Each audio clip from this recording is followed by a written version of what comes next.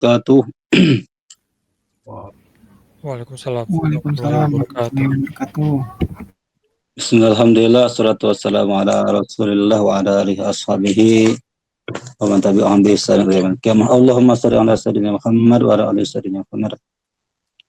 Ya, mari kita awali dulu dengan bersama-sama baca doa. Bismillahirrahmanirrahim. Rabbi zidna ilman warzuqna fahman rahmatika ya arhamar rahimin. Allahumma inna nas'aluka ilman nafi'an 'amalan mutaqabbalan rizqan thayyiban amin ya rabbal alamin. Ya, silakan bisa di screen share dulu untuk materi yang pertama, silakan. Izin share screen, Pak. Ya, silakan.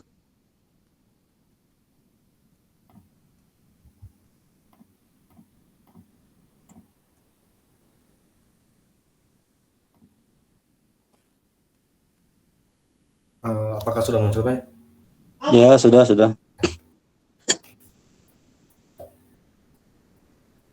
Langsung dimulai saja, Pak, atau? Ya, silakan, dimulai saja. Bismillahirrahmanirrahim. Assalamualaikum warahmatullahi wabarakatuh. Waalaikumsalam warahmatullahi wabarakatuh. Baik, izin perkenalkan terlebih dahulu. Nama saya Indi Bagus Prasetyo dengan NIM 101211902. Sebelum masuk ke materi presentasi, izin menyampaikan mohon maaf lahir batin kepada teman-teman dan Pak dosen, Pak Zainuri. Ya, sama-sama. Baik, izin saya memaparkan topik pada presentasi hari ini yang berjudul mengenai ketuhanan yang Maha Esa. Ya. Materi konten yang akan saya bawakan pada malam hari ini diantaranya yang pertama adalah definisi ketuhanan menurut berbagai ahli ilmu dan agama. Yang kedua adalah sejarah pemikiran manusia tentang Tuhan. Yang ketiga, konsep ketuhanan dalam Islam dan konsep kerasulan dalam Islam. Oke, kita langsung masuk ke konten yang pertama, definisi ketuhanan menurut berbagai ahli ilmu dan agama. Yang pertama, izin saya perkenalkan tokoh terkenal pada dunia filsuf, ya, Aristokles, atau yang sering disebut dengan Plato. Aristokles ini lahir pada tahun 428 sebelum Masehi dan meninggal pada tahun 347 sebelum Masehi di Athena, salah satu kota di Yunani, pada usia 80 tahun.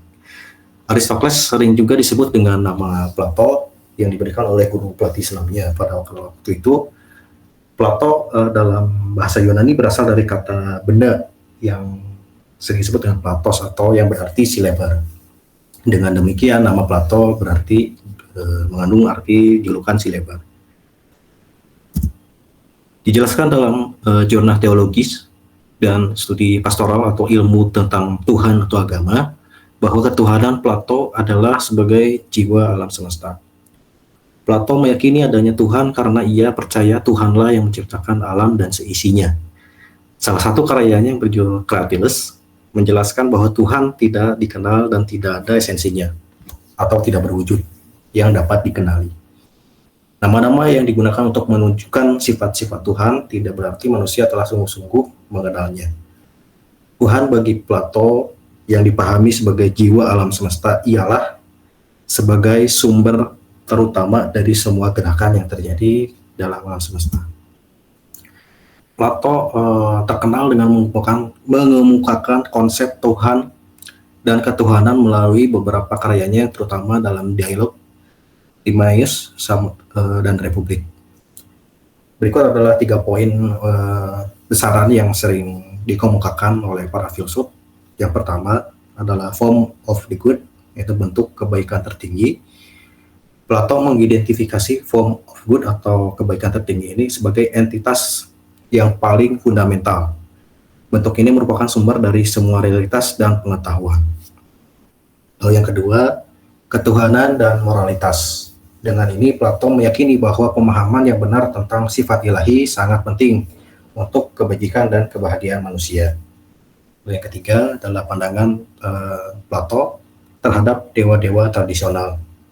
Plato juga mengkritik pandangan tradisional tentang dewa-dewa dalam mitologi Yunani dan berpendapat bahwa seharusnya dewa-dewa tidak digambarkan dengan memiliki sifat yang tidak bermoral atau berubah-ubah, karena Tuhan yang sejati haruslah sempurna dalam kebaikan dan konsisten dalam kebaikannya.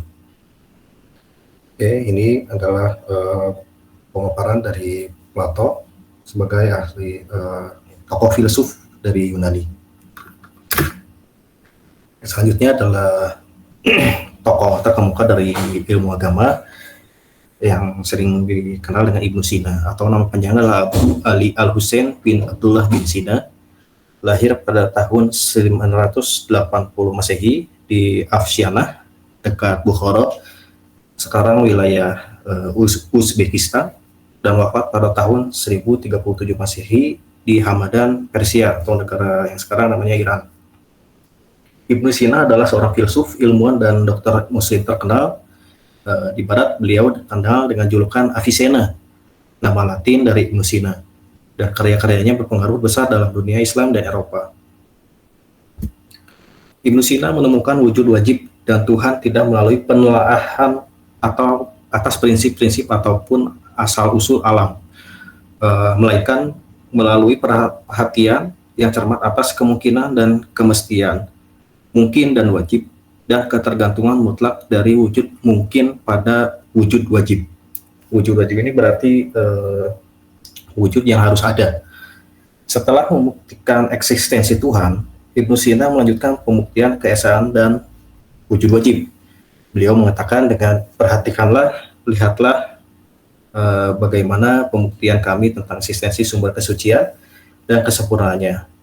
Tidak membutuhkan permohonan lain selain eksistensi itu sendiri. Ibnu Sina mendefinisikan Tuhan sebagai 3 poin. Di antaranya adalah pertama, wajibul wujud, zat yang keberadaannya harus ada dan tidak bergantung pada apapun. Tuhan adalah penyebab pertama dari segala sesuatu yang ada di alam semesta. Yang ketiga, Tuhan bersifat esa, tunggal, tidak terpilah, dan tidak menyerupai makhluknya. Dan Ibnu Sina juga berkata, Tuhan adalah sebab pertama yang wajib ada, tidak memiliki sebab lain, dan segala sesuatu selainnya bergantung kepadanya. Itu adalah pemaparan definisi ketuhanan menurut ahli agama. Baik, lanjut ke topik selanjutnya, konten selanjutnya, sejarah pemikiran manusia tentang Tuhan. Pemikiran yang saya ambil ini pemikiran dari Barat. Yang dimaksud dengan konsep ketuhanan menurut pemikiran manusia adalah hasil pemikiran tentang Tuhan, baik melalui pengalaman lahiriah maupun batiniah, dari penelitian rasional maupun pengalaman batin. Pemikiran Barat ini diambil dari tokoh filsuf juga, yang berasal dari Jerman, yang hidup di abad ke-19 bernama Max Muller, dengan memiliki pendapat bahwa konsep Tuhan mengalami evolusi yang diawali dengan dinamisme, dilanjut ke animisme, dilanjut lagi ke politeisme, dilanjut lagi ke henoteisme, dan puncak tertingginya adalah monoteisme. Pemaparan sejarah pemikiran manusia tentang Tuhan yang pertama adalah dinamisme. Dinamisme diketahui sejak zaman primitif. Manusia telah mengakui adanya kekuatan yang berpengaruh dalam kehidupan. Mula-mula sesuatu yang berpengaruh pada manusia, ada yang berpengaruh positif maupun negatif. Kekuatan ada pada benda disebut dengan nama yang berbeda-beda, dan kekuatan juga yang berbeda-beda. Sebagai contoh, batu besar di gunung dianggap sebagai kekuatan pelindung, kalau pohon besar dianggap sebagai tempat bersembayamnya roh kuat. Lalu dilanjut ke animisme. Animisme adalah kepercayaan masyarakat primitif terhadap keberadaan roh yang menempati atau menghidupi segala sesuatu di alam, baik benda hidup maupun benda mati. Dalam pandangan ini, setiap benda yang dianggap penting atau memiliki pengaruh seperti pohon besar, batu, sungai, gunung, hingga hewan dan manusia yang sudah meninggal diyakini memiliki roh yang hidup. Roh-roh tersebut dianggap sebagai makhluk yang aktif, bahkan jika bendanya sudah mati atau tidak bergerak, rohnya dipercaya memiliki perasaan senang maupun tidak senang, sehingga manusia perlu memelihara hubungan baik dengan roh tersebut agar tidak mendatangkan bencana. Oleh karena itu, Masyarakat primitif biasanya melakukan berbagai ritual seperti upacara atau memberi sesajen atau sesaji persembahan untuk memenuhi kebutuhan roh. Mungkin untuk adat kita mungkin mengenalnya dengan Sunda Wiwitan atau adat Bali. Selanjutnya dilanjut ke politeisme, adalah kepercayaan terhadap banyak dewa, di mana setiap dewa memiliki tugas kekuasaan di bidang tertentu dan mengatur alam semesta dan kehidupan manusia. Dalam sistem kepercayaan ini, roh-roh yang dianggap memiliki kekuatan luar biasa, lebih tinggi dari roh biasa, kemudian diangkat menjadi dewa. Dewa-dewa ini dipercaya bertanggung jawab atas unsur-unsur alam atau aspek tertentu dalam kehidupan, seperti dewa cahaya, dewa air, dewa angin, dewa perang, dan dewa kesuburan, dan sebagainya. Setiap dewa memiliki wilayah kekuasaan dan peran masing-masing, serta dihormati melalui ritual, doa, dan persembahan agar memberikan perlindungan, keberuntungan, atau hasil yang diharapkan oleh manusia. Lalu dilanjut lagi ke henoteisme, yaitu dewa-dewa yang diakui oleh politeisme diseleksi karena tidak mungkin mempunyai kekuatan yang sama. Lama-kelamaan kepercayaan manusia meningkat menjadi lebih definitif atau tertentu, pilih-pilih. Satu bangsa hanya mengakui satu dewa yang disebut dengan Tuhan, namun manusia masih mengakui Tuhan atau ilahi di bangsa lain. Kepercayaan satu Tuhan untuk satu bangsa disebut dengan henoteisme. Lalu berkembang lagi menjadi kepercayaan dalam bentuk henoteisme, ini melangkah menjadi monoteisme. Dalam hal ini hanya mengakui adanya satu Tuhan untuk seluruh bangsa dan bersifat keseluruhan. Dalam monoteisme ini ditinjau dari filsafat ketuhanan terbagi lagi menjadi 3 paham. Yang pertama adalah deisme. Paham deisme ini berpendapat bahwa Tuhan sebagai pencipta alam berada di luar alam. Tuhan menciptakan alam dengan sempurna, maka alam bergerak menurut hukum alam. Antara alam dan Tuhan sebagai penciptanya tidak lagi mempunyai kontak. Ajaran Tuhan yang dikenal dengan wahyu tidak lagi diperlukan manusia dalam paham deisme. Paham yang kedua adalah panteisme, adalah Tuhan sebagai pencipta alam ada bersama alam, di mana ada alam di situ ada Tuhan. Alam sebagai ciptaan Tuhan merupakan bagian daripadanya. Tuhan ada di mana-mana, bahkan setiap bagian dari alam adalah Tuhan. Lalu masuk lagi ke teisme atau teisme, yakni yang berpendapat bahwa Tuhan yang Maha Esa sebagai pencipta alam berada di luar alam. Tuhan tidak bersama alam dan Tuhan tidak di dalam alam. Namun Tuhan selalu dekat dengan alam. Tuhan mempunyai peranan terhadap alam sebagai ciptaannya. Tuhan adalah yang mengatur alam dan tak sedikit pun peredaran alam terlepas dari kendalinya. Alam tidak bergerak menurut hukum alam, tetapi bergerak diatur oleh Tuhan. Ini adalah beberapa penjelasan mengenai sejarah pemikiran manusia tentang Tuhan. Dilanjut ke konten selanjutnya, konsep ketuhanan dalam Islam. Pertama, konsep ketuhanan dalam Islam ini kita mulai dari sifat wajib bagi Allah yang 20, yang dimulai dari wujud kidam bako, mukhalafatul lil hawadith, qiyamuhu binafsih, wahdaniyah, kudrat iradah, alam ilmu hayan sama, basor kalam qadiran muridan, aliman hayan sami'an basiran mutakaliman. Di antara 20 ini izinkan saya untuk menjelaskan 3 sifat dari 20 sifat wajib bagi Allah. Yang pertama, sifat wajib bagi Allah yang adalah sifat wujud. Sifat wujud berarti ada, artinya ada, dan dalil akli atau dalil akalnya sifat wujud adalah karena adanya alam tidak mungkin dengan sendirinya, sehingga adanya alam itu menunjukkan pada zatnya ada sesuatu yang maha perkasa. Lalu dalil nakli dari sifat wujud tertuang pada Quran surat As-Sajdah yang ayat 4 yang berbunyi, Bismillahirrahmanirrahim. Allahul ladzi khalaqas samawati wal ard wa ma bainahuma fi sittati ayyamin tsumma stawa 'alal arsy wa lakum min dunihi min wali wala syafi'i afala tatazakkarun, yang berarti Allah adalah zat yang menciptakan langit dan bumi serta apa yang ada di antara keduanya dalam 6 masa. Kemudian dia berkuasa di atas ars atau langit. Bagimu tidak ada seorang pun pelindung dan pemberi syafaat selain dia atau Allah. Maka apakah kita tidak memperhatikan atau kamu tidak memperhatikan? Itu adalah dalil nakli dari sifat wajib wujud. Oke, selanjutnya adalah sifat wajib bagi Allah, yaitu baqo. Baqo artinya kekal atau tidak memiliki akhir, dan mustahil Allah itu binasa. Dalil akli atau akal dari sifat baqo adalah jika Allah bisa binasa, maka Allah merupakan zat yang baru dan akan terjadi daur dan tasalsul, atau kejadian yang terus berulang tanpa henti.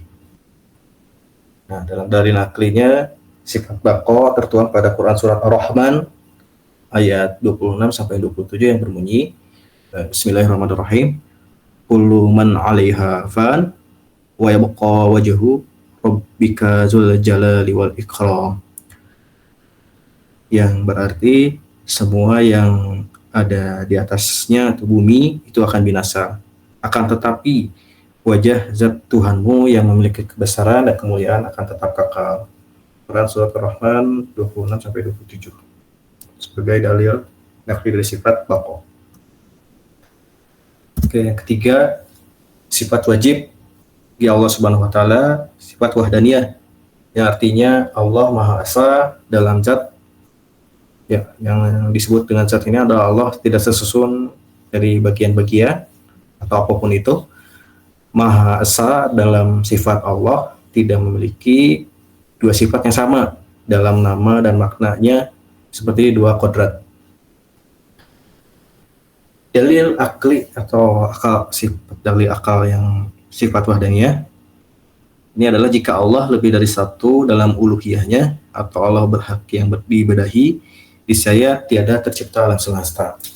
Dan tertuang dalil nakli dari sifat wahdaniyah tertuang pada Quran surat Al-Ikhlas ayat 1 yang berbunyi Qul huwallahu ahad, yang berarti katakanlah Nabi Muhammad kepada Nabi Muhammad, dialah Allah yang Maha Esa.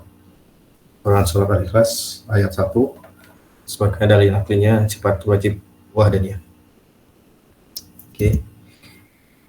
Dilanjut lagi ke sifat mustahil bagi Allah, yakni dimulai dari Adam, Udus, Fana, Mumassalatul Hawadith, Ihtiyaj, Ta'adud, Ajrizun, Karohah, Jahlun, Mautun, Sumun, Bukun, Umyun, Ajizat, Mukharahan, Jahilat, Mayital, Soma, Ama, Abkaman.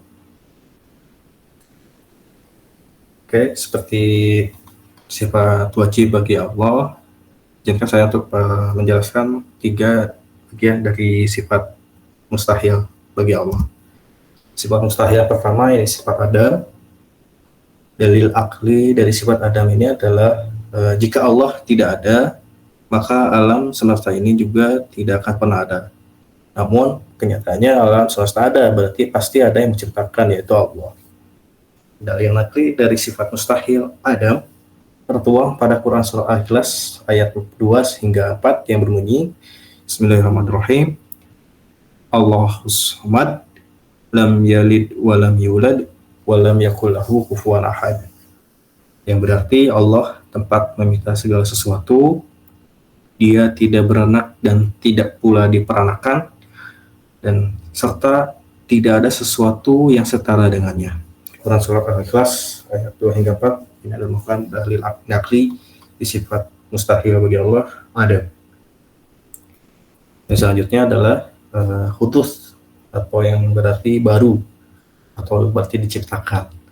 Dalil akli dari sifat mustahil hudus adalah jika Allah diciptakan berarti ada yang lebih dulu menciptakannya. Namun dalam konsep ketuhanan, Allah adalah pencipta segala sesuatu dan tidak mungkin diciptakan.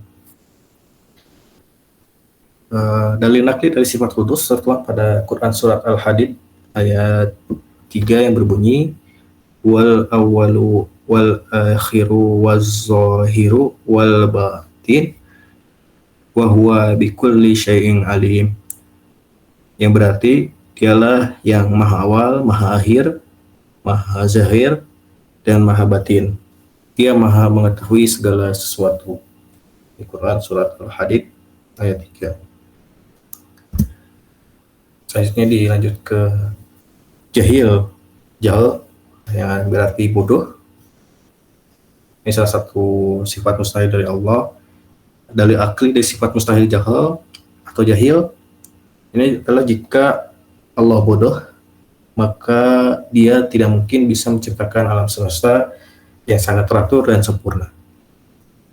Dalil nakli dari sifat jahil ini tertuang pada Quran surat Al-An'am ayat 59 yang berbunyi Bismillahirrahmanirrahim wa indahu mafatihul ghaibi la ya'lamuha illa huwa wa ya'lamu ma fil barri wal bahr wa ma tasqutu min waraqatin illa ya'lamuha wa la habbatin fi zulumati tilwar ardi habbatin fil zulumatil arzi wala rotbi wala yabisin illa fi kitabin mubin,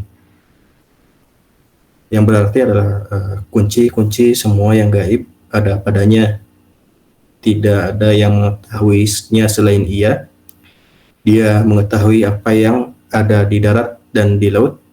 Tidak ada selai daun pun yang gugur yang tidak diketahuinya. Tidak ada sebutir biji pun dalam kegelapan bumi, dan tidak pula sesuatu yang basah atau yang kering, melainkan tertulis dalam kitab yang nyata atau Lauh Mahfuz. Al-Quran surat Al-An'am. Ini bukan dalil nakli sifat jahil. Oke, lanjut ke sifat jaiz bagi Allah. Sifat jaiz bagi Allah adalah serangkaian sifat-sifat Allah yang perlu diketahui oleh umat Islam. Jaiz artinya boleh, diperbolehkan atau diperkenankan. Jika dikaitkan dengan sifat-sifat sebelumnya, maka sifat jaiz bagi Allah adalah boleh bagi Allah Subhanahu wa Ta'ala mengadakan sesuatu atau tidak mengadakan sesuatu. Dialah yang boleh ada dan tiada, dan tidak ada pasangan sesuatu. Dalil akli sifat jaiz bagi Allah adalah jika Allah terpaksa melakukan sesuatu atau terpaksa meninggalkan sesuatu, berarti ada kekuatan lain yang lebih besar yang mempengaruhinya. Tapi tidaklah mungkin karena Allah Maha Kuasa dan tidak ada satupun yang lebih berkuasa darinya. Dalil nakli sifat jaiz bagi Allah tertuang pada Quran surat Ali Imran ayat 26 yang berbunyi Qulillahumma malikal mulki tu'til mulka mangtasha'u wa tanzi'ul mulka mimman tasha'u wa tu'izu man tasha'u wa tuzillu man tasha'u biyadikal khair innaka ala kulli syai'in qadir, yang berarti katakanlah wahai Nabi Muhammad, Allah pemilik kekuasaan, engkau berikan kekuasaan kepada siapapun yang engkau kehendaki, dan engkau cabut kekuasaan dari siapa yang engkau kehendaki, engkau muliakan siapa yang engkau kehendaki, dan engkau hinakan siapa yang engkau kehendaki. Di tanganmu lah segala kebajikan, sesungguhnya engkau maha kuasa atas segala sesuatu. Quran surat Ali Imran ayat 26. Oke. Itulah beberapa konsep ketuhanan dalam Islam.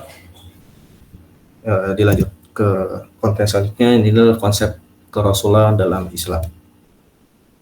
atau konsep yang terakhir. Pertama, terminologi Nabi dan Rasul. Nabi adalah seseorang yang menerima wahyu dari Allah tetapi tidak wajib menyampaikan kepada umatnya.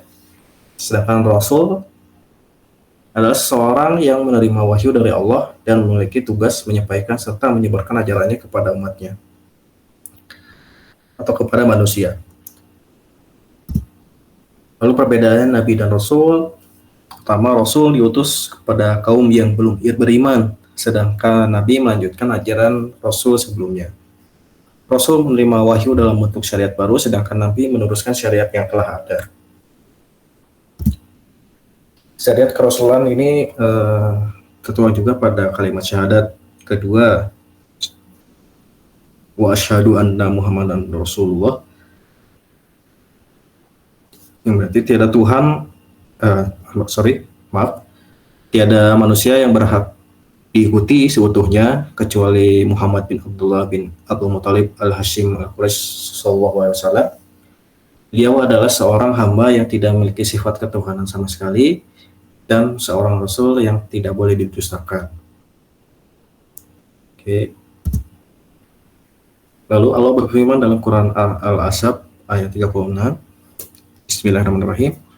Wa ma kana li mu'minin wala mu'minatin idza fazallahu wa rasuluhu amran ay yakuna lahumul khiyaratu min amrihim wa may ya'shillahu wa rasulahu faqad zalalan mubina, yang berarti tidaklah pantas bagi mukminin dan mukminat apabila Allah dan Rasulnya telah menetapkan suatu pilihan, mereka masih memilih pilihan sendiri.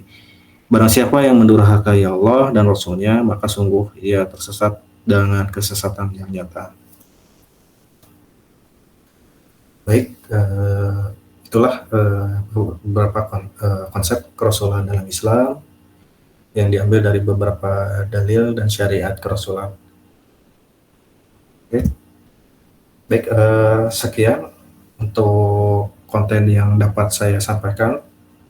Mohon maaf bila ada salah kata maupun kekurangan. Wabillahi taufiq wal hidayah. Wassalamualaikum warahmatullahi wabarakatuh. Terima kasih. Waalaikumsalam warahmatullahi wabarakatuh. Waalaikumsalam warahmatullahi wabarakatuh. Silakan yang akan bertanya bisa disampaikan di langsung ataupun di chat. Kalau komentar boleh sampaikan langsung kepada Indi. Ditunggu 5 menit ya yang bertanya, silakan.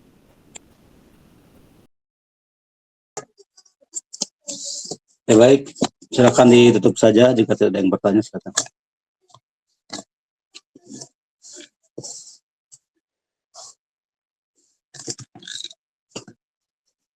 Silakan ditutup dulu presentasinya. Baik Pak. Baik, terima kasih teman-teman IF9 atas waktunya untuk kesempatan presentasi saya malam hari ini. Terima kasih Pak Zainuri atas kesempatan presentasinya juga. Saya izin tutup presentasi pada malam hari ini. Sekali lagi mohon maaf bila ada kekurangan atau salah kata yang terucapkan. Wabillahi taufiq wal hidayah. Wassalamualaikum warahmatullahi wabarakatuh. Terima kasih. Waalaikumsalam warahmatullahi wabarakatuh.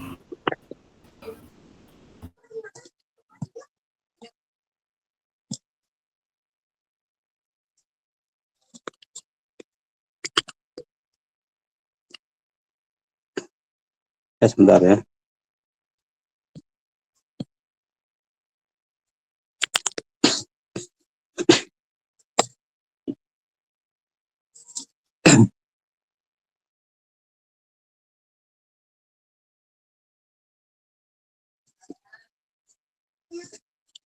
Ya.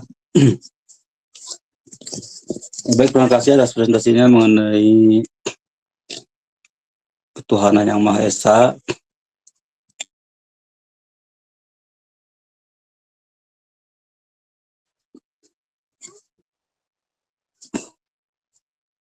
Ya, tadi disampaikan beberapa definisi, mungkin saya sedikit banyak ya menambahkan lah. Tadi disampaikan presentasi tentang definisi Tuhan. Nah, di sana ada menyampaikan yang dikutip diantaranya Ibnu Sina. Ya, Ibnu Sina pun tadi menyampaikan dalam presentasi bahwa Tuhan sebagai yang wajibul wujud. Nah, lalu Esa tunggal dan tidak menyerupai makhluknya. Ya, mungkin ini Ibnu Sina ya terpengaruh juga dengan pemikiran Imam Asy'ari yang kita semua pahami dengan sifat 20. Sifat 20 ini diperkenalkan oleh Imam Asy'ari ya, atau sering disebut Asy'ariyah. Nah, mazhabnya dalam hal akidah, karena masa hidupnya nanti pentingnya menyebutkan masa hidup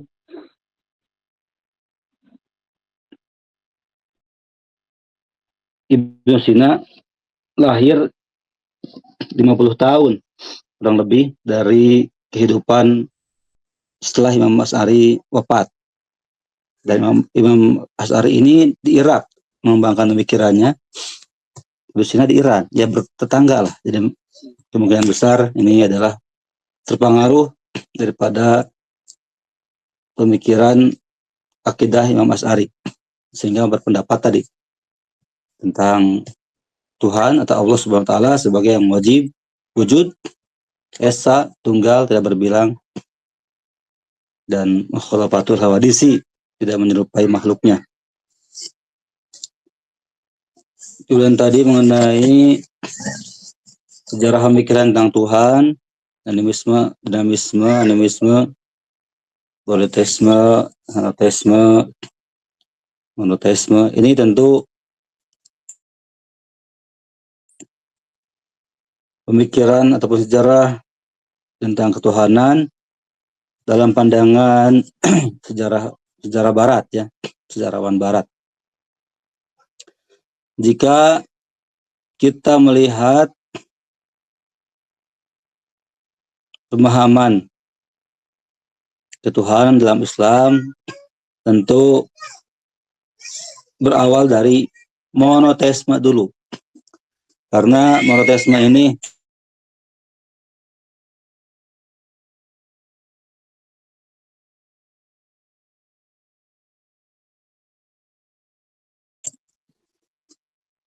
dari monoteisme dulu, karena Nabi Adam alaihissalam merupakan seorang nabi.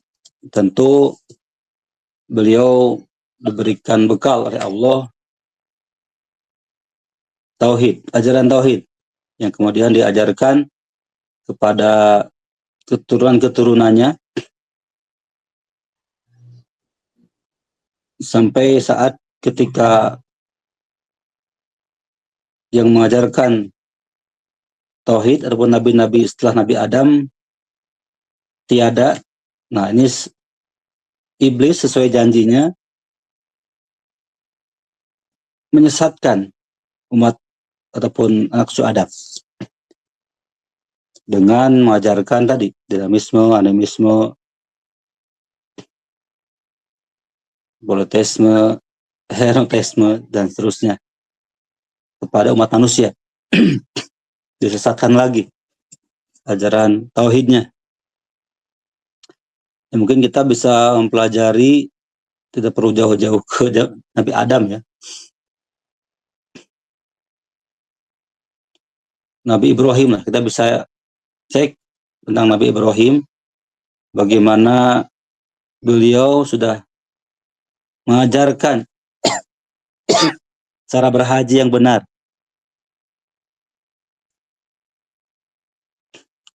Jadi haji ini mulai disyariatkan itu di zaman Nabi Ibrahim.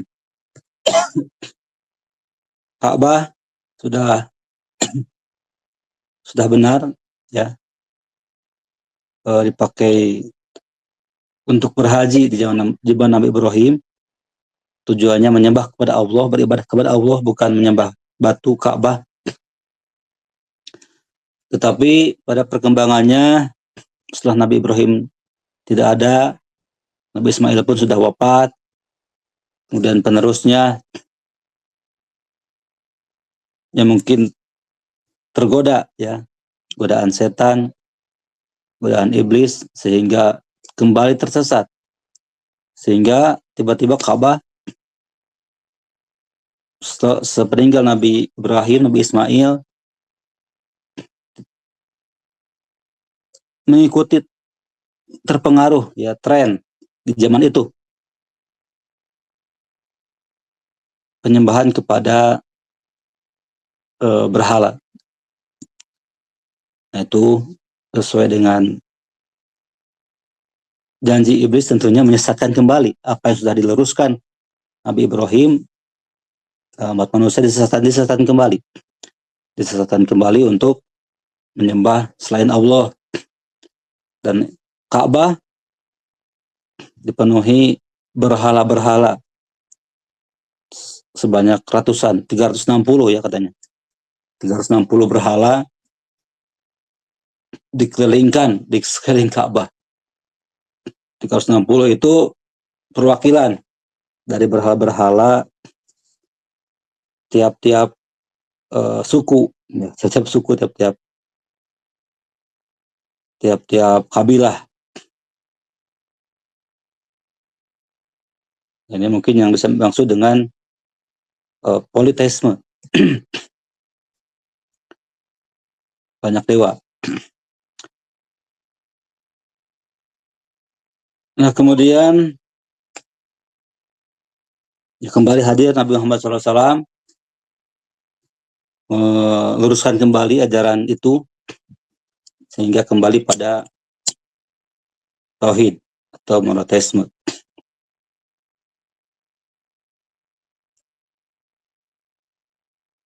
Dan monoteisme ini dalam Islam tentu ya teisme ya, dalam yang kita pahami teisme, bahwa Allah tidak hanya menciptakan tapi juga sebagai pengendali, pengatur tetap ya, tidak melepaskan alam semesta ini. Yang kita pahami dalam yang berkesesuaian, banyak kesesuaiannya dengan mazhab akidah Asy'ariyah yang kita sering ajarkan ajarannya, yang sering kita dengarkan ajarannya.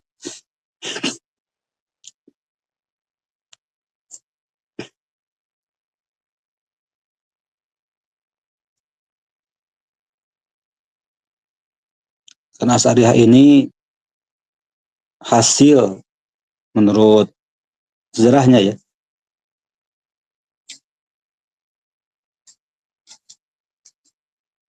hasil ataupun atas keprihatinan yang terjadi di zaman itu, di zaman kehidupan Imam Asy'ari itu ajaran ilmu kalam istilahnya, karena akidah ini sangat memprihatinkan. Perbedaan pemahaman terhadap ilmu kalam ini sangat memprihatinkan.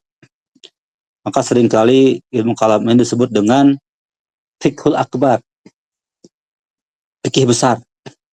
Ya, kalau fikih dalam arti ilmu ibadah, jika saling berbeda pendapat, ya tidak terlalu mengkhawatirkan. Paling pada makruh mungkin ya nantinya itu jatuhnya saling menganggap ini makruh, tidak sah misalnya, ataupun bid'ah misalnya, dosa, ya dosa bisa bertobat kan gitu.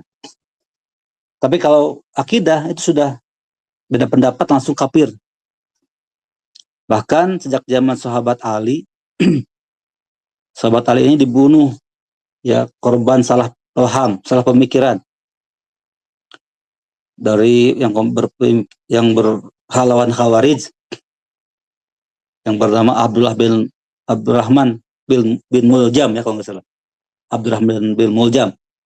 Beliau ini seorang hafid Quran, bahkan ya ahli ibadah, bahkan ditugaskan khusus oleh sahabat Umar untuk mengajar Al-Quran.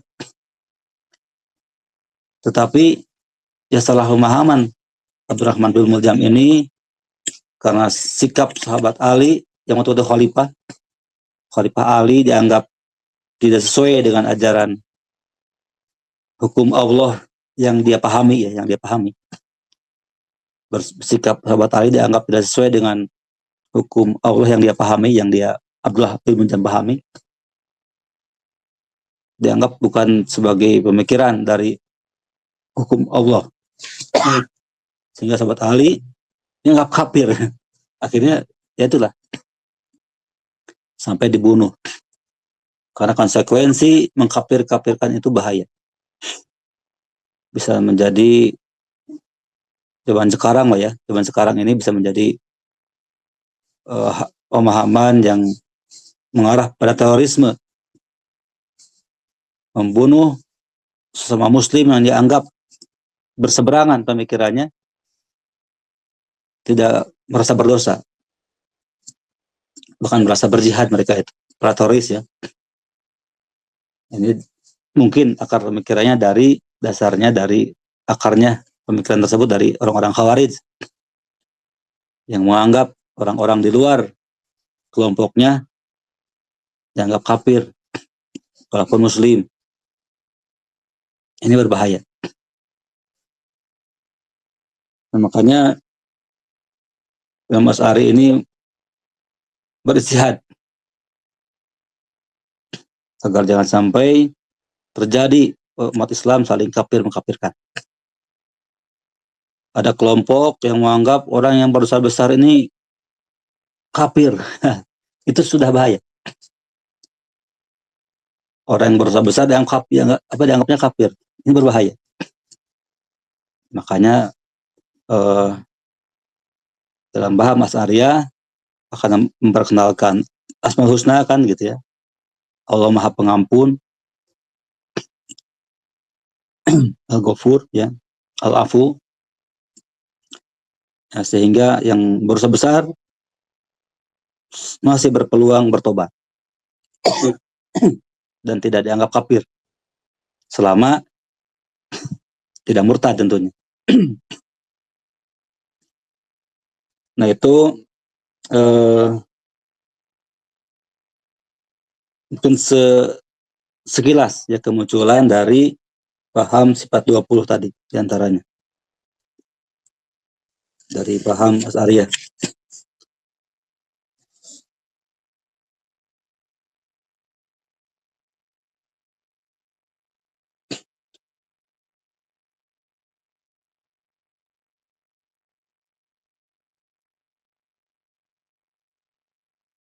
Lalu pada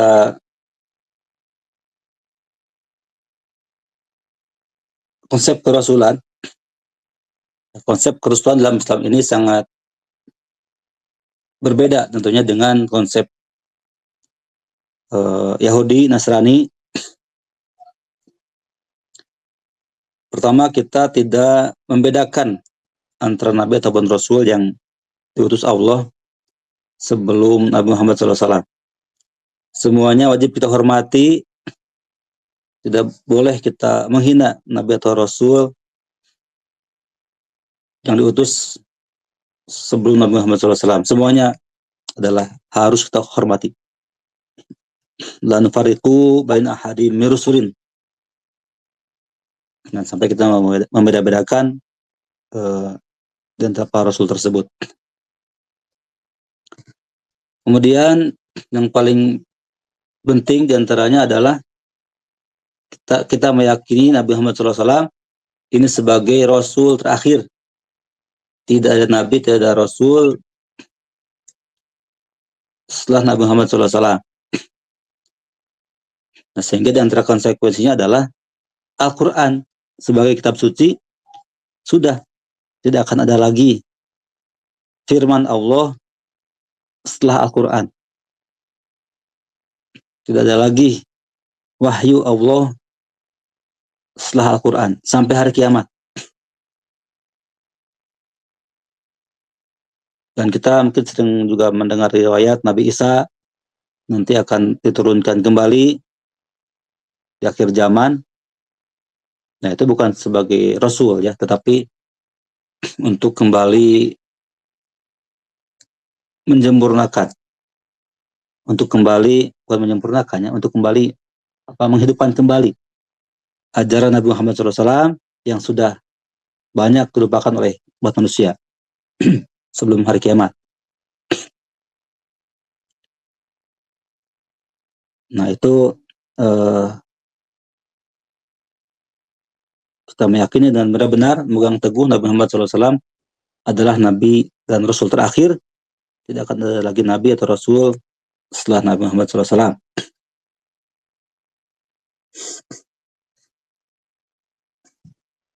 Ini penting karena seringkali tiap ada yang ngaku sebagai Rasul, ya, bahkan sejak zaman Nabi Muhammad SAW wafat, tidak lama kemudian ada yang ngaku Rasul. Musailamah Al-Kadzab diantaranya ya, dan lain sebagainya. Ada saja pengikutnya gitu kan. Ada saja pengikutnya.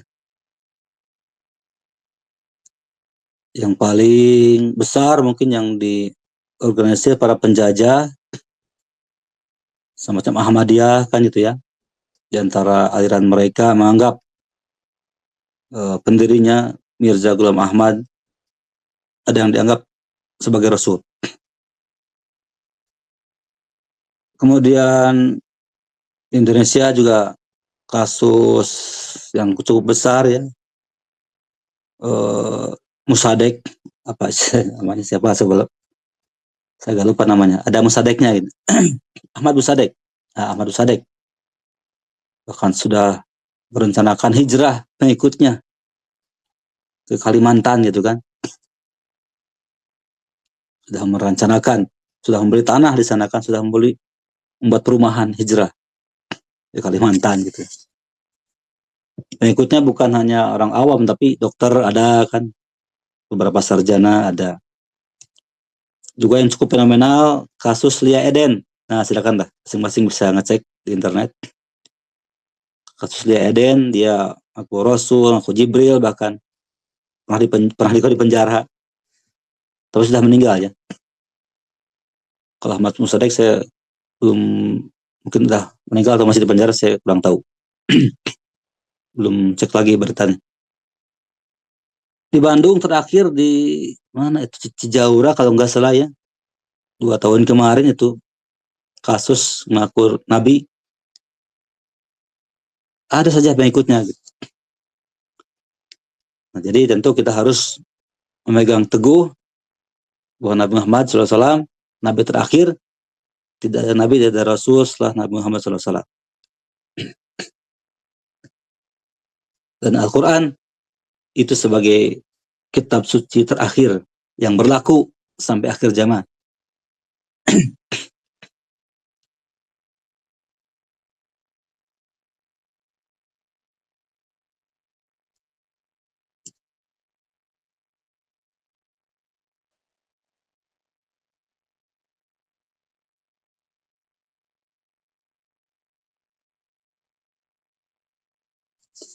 Dan kemudian yang cukup membedakan juga prinsip kerasulan dalam Islam, selain sifat-sifat Rasul yang 4 ya, sidik, amanah, tabligh, fatonah, juga para Rasul di Islam itu maksum, ya, berkarakteristik maksum, artinya terhindar dari perbuatan dosa. Jangankan berbuat dosa, baru niat juga sudah ditegur oleh Allah Subhanahu wa taala. Kalaupun berbuat kesalahan itu tobatnya ya berhari-hari, bertahun-tahun. Dan itu pun bukan suatu hal kesengajaan, tapi sudah hasil berpikir yang mendalam gitu ya. Seperti Nabi Musa. Nah, dari Musa itu beliau ditanya tentang yang paling yang ada atau tidak ya orang yang pintar, lebih pintar dalam hal keagamaan di zaman itu. Ya, tentu karena Nabi Musa Rasul ya beliau tidak salah menjawab tidak ada katanya. Tidak ada yang lebih memahami agama sampai kecuali ya saya kata Nabi Musa. Ya tidak salah itu karena Nabi Musanya Rasul. Tapi Allah Maha mengetahui kan ada Nabi Khidir di sana yang tidak diketahui keberadaannya oleh Nabi Musa. Maka Allah pun menegur Nabi Musa agar mengikuti ataupun belajar kepada Nabi Khidir.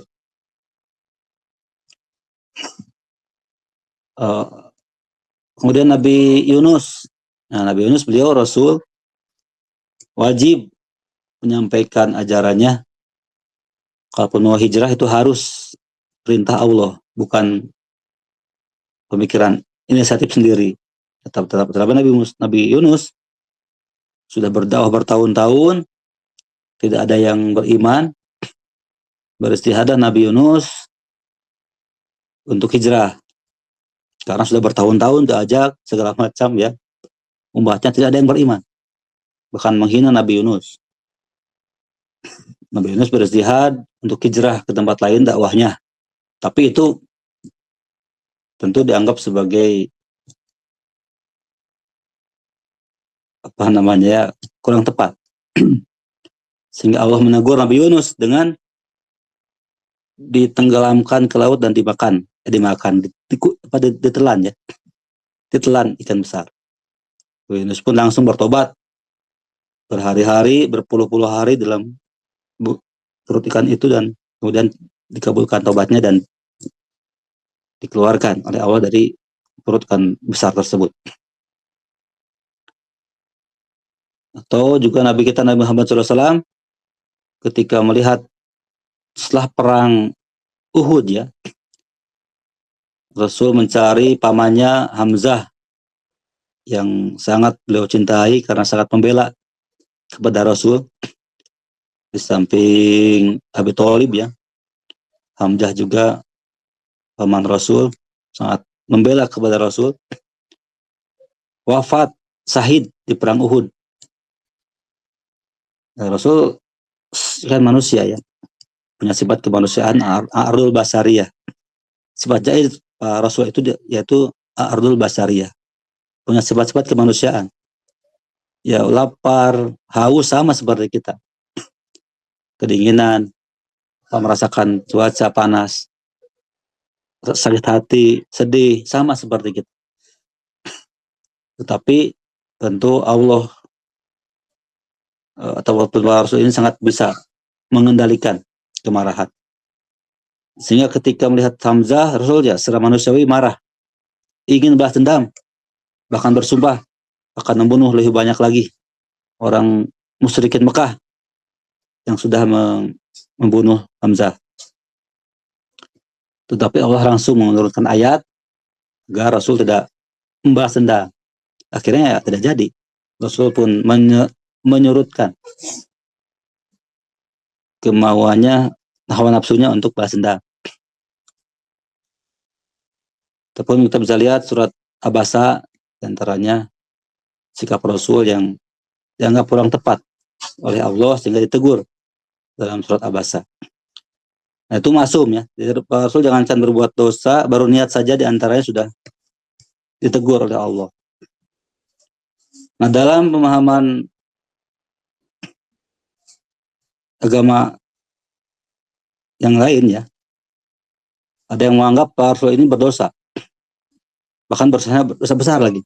Nah, ini tentu sebuah pemahaman yang saya kira tidak pantas, tidak sesuai dengan ajaran Islam dalam konsep kerasulan dalam Islam. Itu diantara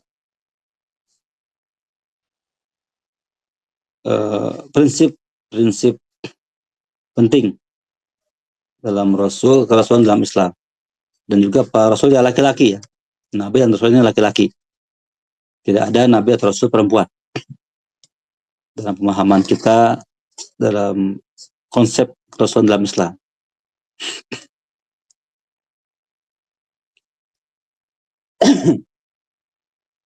Karena jika Rasul ini ada yang perempuan, itu riskan gitu ya.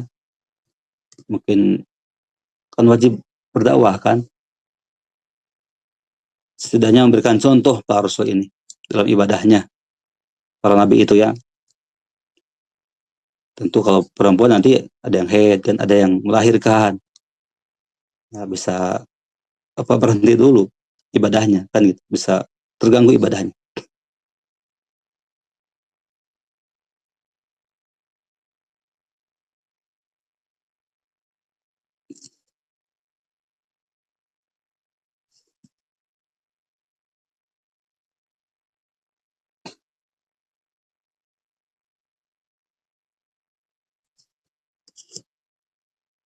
Sekarang saya ini dulu ya.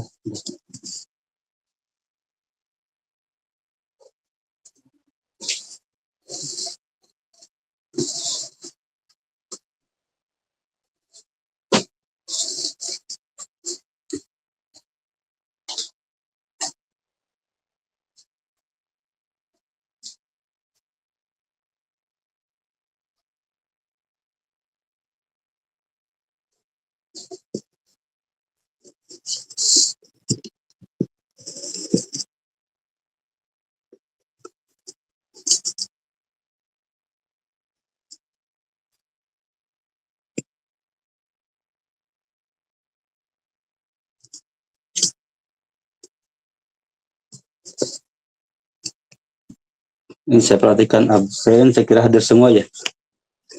Hadir semua ini, ada 11 orang.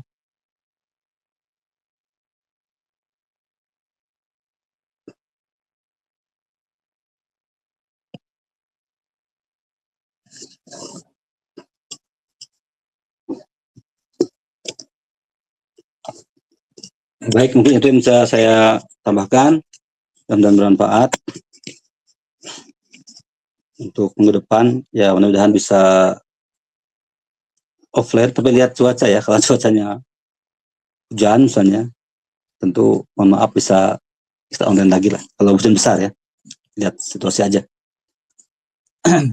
Ya mungkin demikian yang bisa saya sampaikan. Terima kasih atas perhatiannya.